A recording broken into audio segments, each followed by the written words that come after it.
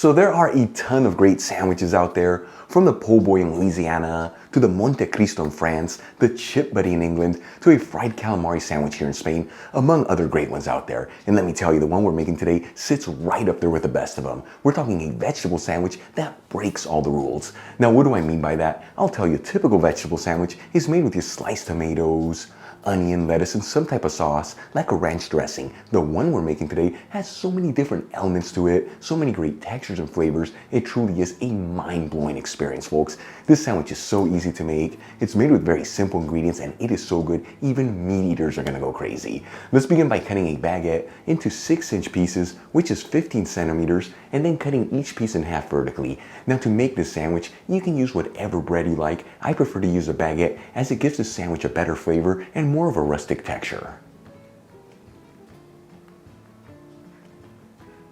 Then we'll add the pieces of baguette cut side up into a baking tray that's lined with foil paper. Drizzle them with a kiss of extra virgin olive oil and a dash of garlic powder.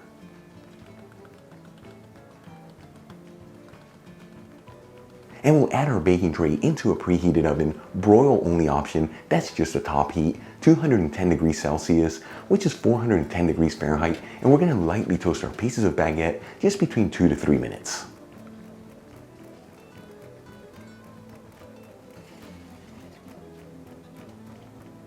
For the next step, let's make a very simple homemade garlic hummus. Of course, you can use the store-bought stuff here to make this so much easier, but by making it homemade, it really makes the sandwich taste so much better. I'm gonna add in 2 cups of cooked chickpeas into a food processor, which is 400 grams, along with 2 tablespoons of tahini paste, which is 30 grams, 2 cloves of garlic that I cut in half. If you don't want your hummus to be too garlicky, just add in 1 clove.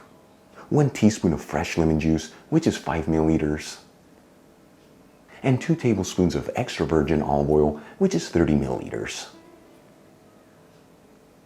We'll season it with a little sea salt and some freshly cracked black pepper. And we'll run the food processor on a low speed until all the ingredients are well mixed. Once everything is well mixed, and with the food processor still running, I'm going to slowly add in some cold water. I'm going to add in a total of 2/5 of a cup, which is about 95 milliliters.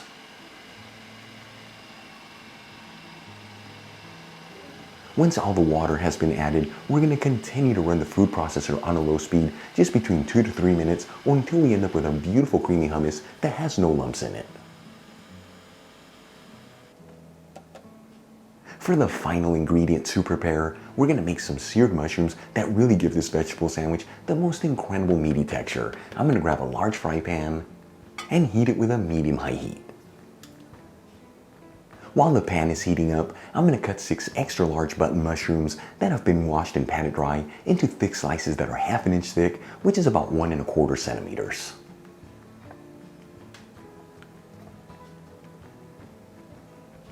After heating the pan for about 4 minutes and it's nice and hot, I'm going to add in 2 tablespoons of extra virgin olive oil, which is 30 milliliters. And we'll immediately add in the sliced mushrooms. And we'll mix the mushrooms around, that way they're all coated in the olive oil.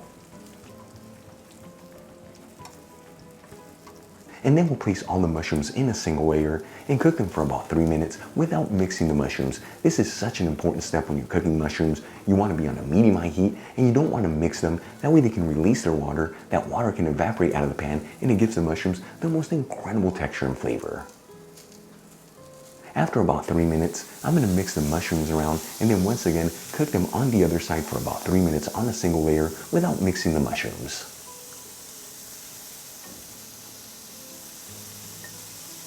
After a total cooking time of 6 minutes on the mushrooms, and they have a beautiful crusty sear on both sides, I'm going to season them with a little sea salt and some freshly cracked black pepper.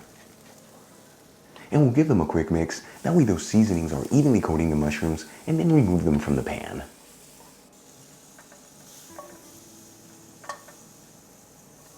Alright, let's start assembling our sandwich. I'm going to grab a couple pieces of our toasted baguette, and using the bottom side of the sandwich, I'm going to spread it with some of the homemade hummus.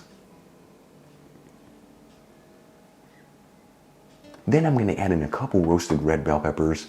Now the ones that I'm using come from a jar, but you can also roast your own in the oven. Either way you go, make sure you pat them completely dry to remove any of the liquid from the roasted peppers. Otherwise, if you add that liquid into the sandwich, it's going to make your sandwich soggy. Then I'm going to add in a couple slices of Manchego cheese. The one that I'm using has been aged for 9 months, so it's got a beautiful bite to it, but you can use whatever cheese you like. We'll add a couple of our seared mushrooms over the Manchego cheese. And some sliced red onion. Then I'm going to spread some Dijon mustard on the other slice of the baguette, which is going to be the top part of the sandwich. And we'll top it off with some fresh arugula. Check it out, our vegetable sandwich is done. What I consider to be the vegetable sandwich that breaks all the rules. So many different elements to it, so many great textures and flavors. Let's give it a try and see how it tastes.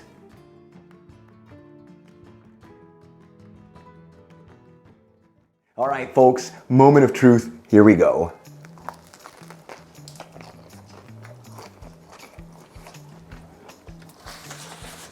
You need a napkin for this.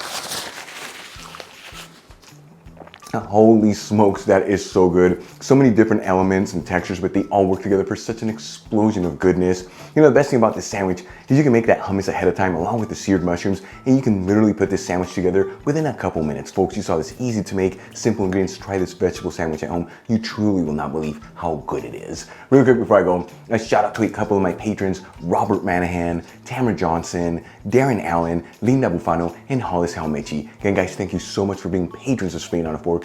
You know how much I appreciate you. For the rest of you, if you're not with me on Patreon and you'd like to support the show so I can continue to release videos like this, you'll find my Patreon link in the description box below and iCard above. If you enjoyed today's video, hit that like button, leave me a comment below, and if you're not subscribed, you know what to do. Smash that subscribe button.